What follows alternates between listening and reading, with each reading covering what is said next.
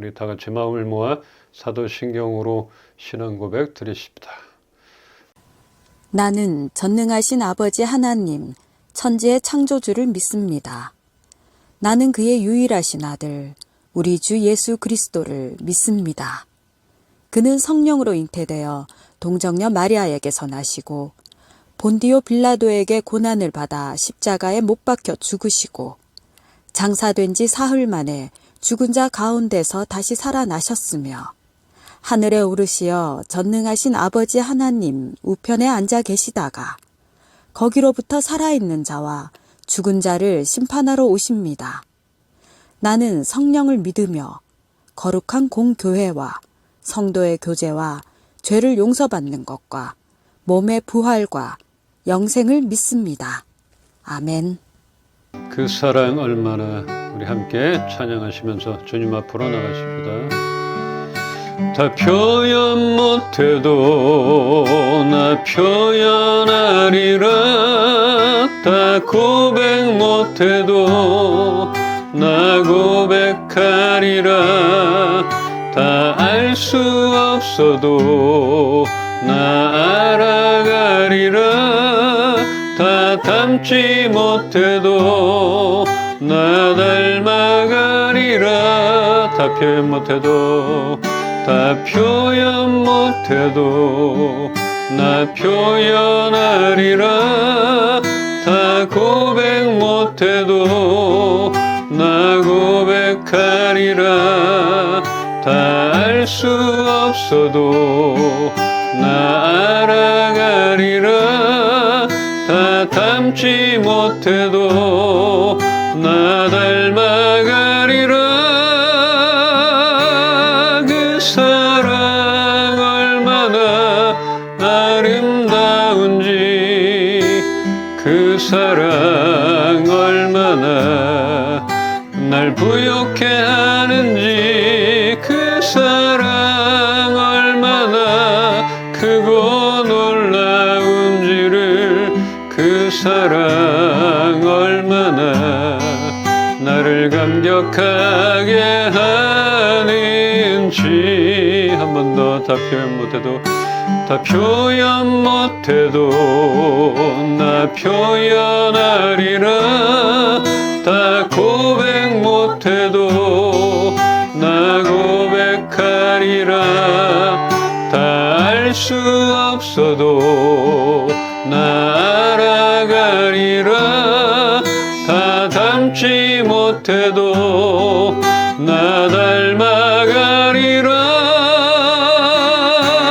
그 사랑 얼마나 아름다운지, 그 사랑 얼마나 날 부욕해 하는지, 그 사랑 얼마나 크고 놀라운지를, 그 사랑 얼마나 나를 감격하게 하는지. 나를 감격하게 하는지. 아멘. 다시 한번. 나를 감격하게 하는지.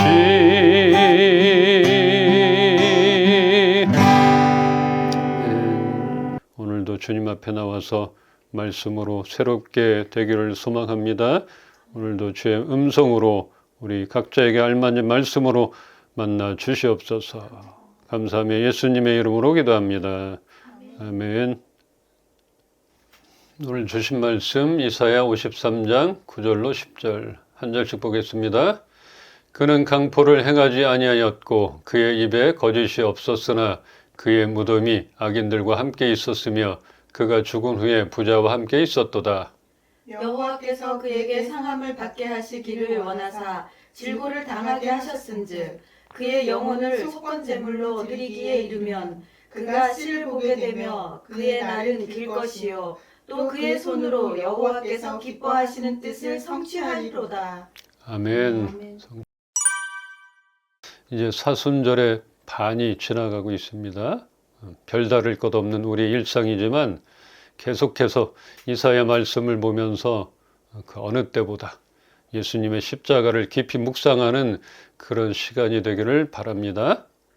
지난주에 우리는 털 깎는 자 앞에서 잠잠한 양같이 아무런 원망도 불평도 없이 우리의 죄를 대신 지셨던 예수님을 보았습니다. 오늘 말씀에서는 그는 폭력을 쓴 일도 없었고 거짓말을 입에 담은 적도 없었지만 사람들은 그를 악인들과 함께 처형했다는 것입니다. 그러면 무죄한 거잖아요. 그런데 그 당시 그분이 그렇게 죽임당한 것이 자기들의 죄악 때문이라고 생각한 사람은 아무도 없었다 하는 것입니다. 당연하듯 저 사람은 마땅히 받을 벌을 받는구나 이렇게 생각했다는 것이에요. 그게 자기 때문이다 이렇게 생각한 사람은 없었다는 것. 꼭 우리들 같을 수 있는 것이에요. 십자가를 지시고 언덕길을 묵묵히 올라가신 예수님, 죄 없으신 그분은 끝까지 그 죄를 그들에게, 우리들에게 돌리지 않으시고 짊어지고 올라가셨던 그 사실을 우리가 기억합시다. 그처럼 상처를 입고 고통당한 것은 하나님께서 원하신 것이라 이렇게 말하고 있는 것이에요. 그렇게 하나님의 뜻이 그를 통해 온전히 이루어지게 되었던 것입니다. 참 아이러니하기도 하고 이해가 안 될 수도 있는 것인데 이것은 하나님께서 원하셨던 것이다. 자기의 죄도 아닌데 당연하듯 짊어지셨다 하는 그 십자가를 보기를 원하는 것이에요.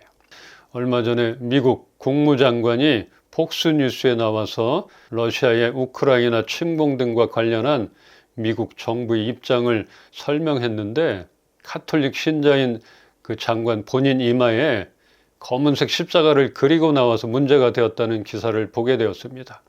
사진을 보니까 정말 이마에 검은색으로 큼지막하게 십자가를 그리고 나왔더라고요. 이 장관은 이에 대해 사순절이라 생각되는 그런 사순 시기가 시작되어 관련 전통을 따른 것일 뿐이라고 더욱이 오늘은 죄의 수요일, 참회와 겸손의 날이라 해서 종려나무 잎을 태운 죄를 이마에 바르고 죄를 고백하는 그런 의식으로 의미를 그렇게 뒀대요. 미국과 전 세계의 수많은 카톨릭 신자들에게 이날은 우리의 나약함을 회개하며 선행을 해야 할 필요를 되새기는 신앙의 날이라 이렇게 강조하고 싶었다. 또 그런 의미로 그리고 나왔다 하는 것이에요. 이 사람 왜 그러는 걸까요? 이해가 되나요? 아니면 의미가 전달이 되나요? 왜 그러는 걸까요? 한나라의 장관이고 방송에서 더욱이 전쟁에 대한 어떤 입장을 밝히는 거기에 기독교 신자도 마찬가지. 카톨릭 신자라서 이런 게 아니라 이분이 뭐 기독교 신자인데 뭐 이렇다. 이것도 뭐 마찬가지. 이마에 그린 십자가 그걸 보면서 그래 예수님의 고난의 십자가를 생각해야지. 뭐 이 기간 동안 더 경건하게 지내야지. 그렇게 바라보는 사람이 얼마나 있을까. 이런 생각을 하게 되었습니다. 같은 신앙인 입장으로서 이런 마음이 들기보다는 저 사람 왜 저러지? 이런 생각이 더 들었을 것 같고 저거 좀 이상한 광신도인가? 뭐 이런 의미 이렇게 다가오는 사람이 더 많지 않았을까 이런 생각이 들게 되었습니다. 우리도 사순절을 지나며 이 기간 동안 뭔가 경건하게 예수님의 십자가를 생각하며 금식도 하면서 보내고 있잖아요. 의미를 새기고 있는 것이에요. 금식 자체의 의미보다는 그 과정 가운데 우리의 어느 한 부분이라도 내 주관대로가 아닌 하나님이 주관하시도록 내어드리는 그런 시간이 되며 하나님께 더 가까이 나아가는 시간이 되기를 원한다. 이렇게 지난주에 말씀드렸잖아요. 그게 없이는 이 금식, 십자가 아무런 의미가 없는 것이에요. 이 기간 동안 나는 금식 과정 가운데 이런 마음을 갖고 있다. 십자가를 묵상하고 있다.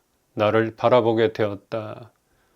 나의 이 부분을 주님께 더 드리는 시간이 되었다. 이런 의미, 이런 게 함께 병행이 되어야 된다는 것입니다. 아무튼 그 장관도 그런 시간이 되었으면 좋겠는데 일단은 그 장관 이마의 십자가를 보며 주수를 연상시킨다.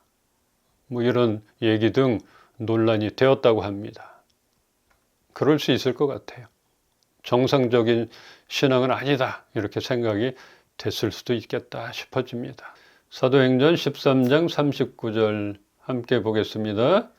또 모세의 율법으로 너희가 의롭다 하심을 얻지 못하던 모든 일에도 이 사람을 힘입어 믿는 자마다 의롭다 하심을 얻는 이것이라. 아멘. 하나님이 이스라엘을 향해 베푸신 약속과 예언은 그리스도의 죽음과 부활로 말미암아 성취됩니다. 그 위대한 모세의 율법들, 이것으로는 죄를 깨달을 뿐이지 죄를 해결할 수는 없었던 것이에요. 여기서 바울은 그리스도의 십자가 고난이 지니는 의에 대해 분명하게 증거하고 있습니다. 인간의 가장 큰 문제였던 죄가 예수님의 죽음과 부활로 말미암아 제거되었고 우리는 그리스도의 믿음으로 말미암아 의롭다 하심을 얻었다. 이렇게 말하고 있는 것입니다. 이 사실을 강조하고 있는 것이에요. 바울이 강조하는 게 많지만 믿음으로 말미암아, 은혜로 말미암아 값없이 우리는 의롭게 되었다. 이렇게 말하고 있어요. 이 말이 참 중요한 것인데 아직도 유대교나 다른 몇몇 신앙인들, 신앙관들을 보면 아브라함, 모세의 율법을 중요시 여겨서 이런 것을 배우고 암송하며 가르치고 지키는 것에 목숨을 걸고 있다는 것. 참으로 안타깝다 싶어지면서 예수님, 그가 지신 십자가, 진정한 그 의미를 그런 사람들도 알기를 바라게 되고 믿어지기를 바라게 됩니다. 이걸 모르기 때문에 율법으로 인해서 사람을 매장시키고 율법 때문에 정죄하게 되고 싸우게 되고 틀어지게 되고 이건 진정한 예수님의 짊어지신 십자가의 의미가 아니잖아요. 대신 짊어진 대속 이런 게 없는 것이에요. 그것은 예수 그리스도의 십자가, 이 십자가가 아닌 이상은 죄를 해결할 수 없다는 이 사실을 알아야 하는 것입니다. 이 격투기, 잔인해서 못 보잖아요, 잘? 격투기 선수 중에 문신 안 하고 나온 사람은 없어요. 거의가 막 별의별 걸 막 문신하고 나오는데, 근데 제가 본 그 격투기 선수 중에도 이런 사람이 있었어요. 온몸에 십자가 문신을 하고 거기다 문구가 신앙의 힘으로 고통을 이긴다. 영어로 썼어요. 그런데 제가 보니까 상대 선수에게 맞아서 피투성이가 되고 도망가고 KO 당하고 이 사람이 이기는 경기를 본 적이 없는 것 같아요. 그래서 이런 말이 나온 것이에요. 매에는 장사가 없다. 그렇게 맞으면 고통을 이길 수가 없는 것이죠. 십자가 문신 몇 개 덜하고 좀 빼고 실력을 키우는 것이 더 나았을 텐데 이런 생각이 드는 것이에요. 정신력과 신앙의 힘만으로는 실력의 차이를 극복할 수가 없었던 것입니다. 의미는 알잖아요. 내가 믿는 그 종교의 힘, 주문을 외우든 아니면 각성하든 막 이런 거 있어요. 그거는 좋아요. 근데 그거는 십자가를 수백 개를 새겼다 해도 매에는 장사가 없는 것이죠. 잘 피하고 잘 방어하고 공격하고 이런 실력이 없으면 될 수가 없는 것이죠. 이렇게 이마에 십자가를 그리고 나온 그 미국 국무장관이나 이 격투기 선수, 자기 딴엔 예수님의 보혈의 십자가, 하나님 사랑의 마음이 담겨져 있는 십자가를 몸에 그리고 새겨 놓음으로 자신의 신앙심을 보여주고 알려주고 싶은 마음이라 여겨지기는 하지만 그 십자가의 참된 의미와 그 사랑의 실천이 없이는 그 자체가 우상이며 울리는 꽹과리일 뿐이라는 것을 모르는구나 싶어졌습니다. 보여지는 것은 아닌 것이에요. 그래서 오해하고 잘못될 때가 있는 것이에요. 금식을 할 때도 성경에는 너희는 머리에 기름을 바르고 옷을 차려입고 하라. 근데 우리는 금식한다 그래서 초췌하고 내가 지금 금식 중이야. 아무것도 못해. 뭐 이럴 수 있잖아요. 보여주고 있는 것들. 그런데 성경에서는 그렇지 않다는 것이죠. 기도할 때 골방에서 하라. 그런데 보여주고 싶은 사람은 대로에서 한다 그러잖아요. 시장 통해서 기도한다 그러잖아요. 이런 성경과 다른 상반된 것들을 하고 있는 게 이 세상이라 생각이 드는 것입니다. 이 정치 얘기가 안 할 수 없는 또 요즘이잖아요. 요즘 주일 예배를 광화문 광장에서 정치적 집회에 참여한 사람들과 드리고 있는 그런 사람이 있습니다. 물론 사정상 주일에 교회에 가지 못하는 사람들을 위하여 예배를 함께 드릴 수는 있지만 예배의 대부분의 설교가 정치색이 짙고 일어나고 있는 상황을 특정 사람에게 적용해서 하나님의 뜻인 것처럼 자기 마음대로 갖다 붙이고 선동하고 있는 그런 것들을 보면서 참 어이가 없다 이렇게 여겨졌습니다. 예배는 하나님께 드리는 것인데 예배는 하나님과 나와의 만남이 있어야 하며 하나님의 임재가 있어야 할 것인데 아무데나 예배라 붙여지는 그런 것들 아무데나 예배라고 붙여서는 안 될 것입니다. 그래서 우리가 잘 알아야 돼요. 예배는 하나님께 드리는 것이다. 하나님과의 만남이 있어야 되는 것이다. 하나님의 임재가 있는 것이다. 근데 우리 삶에 깊숙이 들어온 것들 있어요. 추도 예배, 또 무슨 예배 이런 것도 의미는 맞지 않아요. 그냥 추도식 이렇게 하는 게 더 원래는 맞다. 뭐 하면 이사 예배, 무슨 예배 의미는 이제 우린 아니까 그러나 예배는 그것이 아니라는 것. 그렇게 따지면 또 성스러운 교회 건물이 성스러운 게 아니잖아요. 건물은 건물인데 성전이다, 성물이다 이런 것들 오해가 있긴 해요. 그러나 우리는 알고 있으면 돼요. 그걸 따질 필요도 없고 막 이거 아니다 막 싸울 필요도 없는 것이에요. 우리는 이렇게 좀 주일에 교회다운 건물은 없지만 그래도 우리가 예배로 드리고 있잖아요. 우리가 주가 되는 게 아니라 하나님이 주가 되는 그런 예배를 드리려고 하고 있습니다. 그래서 아무데나 예배라고 붙여서는 안 될 것입니다. 우리가 십자가 문양을 얼굴과 몸에 새기거나 십자가 목걸이를 걸고 다닐 수는 있지만 십자가에서 흘리신 그리스도의 그 보배로운 피, 우리의 죄를 대신 지고 묵묵히 십자가의 길을 가신 그리스도의 고결한 희생은 영원히 지워지지 않도록 우리들 마음에 새겨야 합니다. 마음에 새기는 것이. 할례는 마음에 할지니. 구약시대 때는 몸에 할례를 했잖아요. 그러나 분명히 신약에서 바울이 얘기하고 할례는 마음에 할지니. 내 보이는 게 아니라는 거죠. 나 이랬다. 나 할례 받은 사람이야. 나 교회 다니는 사람이야. 나 세례 받은 사람이야. 나 직분자야. 이게 아니라는 것이죠. 그래서 십자가는 마음에 새길지라. 마음에 새겨야 되고 그 의미가 우리 몸에서 나타나야 된다는 것입니다. 지금 세 가지 예를 들었잖아요. 공통적인 것은 보여지는 것. 그 십자가의 의미 모르는 사람들이라. 또 예배를 모르는 사람들이라. 이렇게 생각이 됩니다. 베드로전서 1장 18절로 19절을 말씀을 보면서 말씀을 정리하겠습니다. 너희가 알거니와 너희 조상이 물려준 헛된 행실에서 대속함을 받은 것은 은이나 금같이 없어질 것으로 된 것이 아니요 오직 흠없고 점없는 어린 양 같은 그리스도의 보배로운 피로 된 것이니라. 아멘. 아멘. 이 사순절을 지나며 이제 다가오는 고난주간, 이 기간이 여러분에게 어떻게 다가옵니까? 뭐 그냥 별다를 것 없을 수 있잖아요. 그냥 안 했던 저녁 금식 정도 아니면은 이때 조금이라도 더 십자가를 생각한다. 이 정도가 되지 뭐 유난 떨거나 뭐가 바뀌고 이러진 않잖아요. 이게 정상인 것이에요.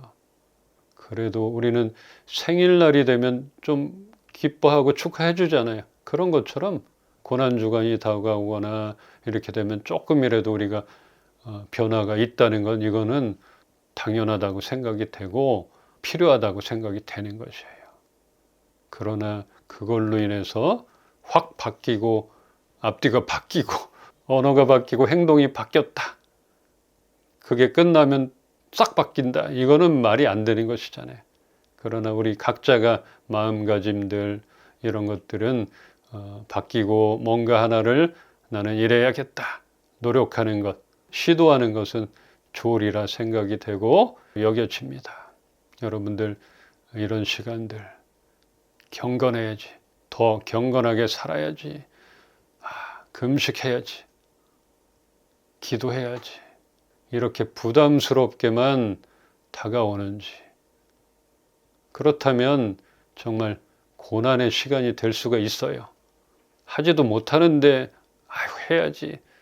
이래야지 저래야지 뭐 그렇게 진짜 고난의 시간으로 다가오는지 아니면 이 기간 동안 나에게 있어서 아까 말씀드린 것처럼 은혜의 시간이며 나의 일년의 한 부분이라도 하나님을 더 묵상하며 더 가까이 나아가는 그런 시간이구나. 이런 시간을 가져야겠다. 십자가를 한 번 더 묵상해 봐야겠다.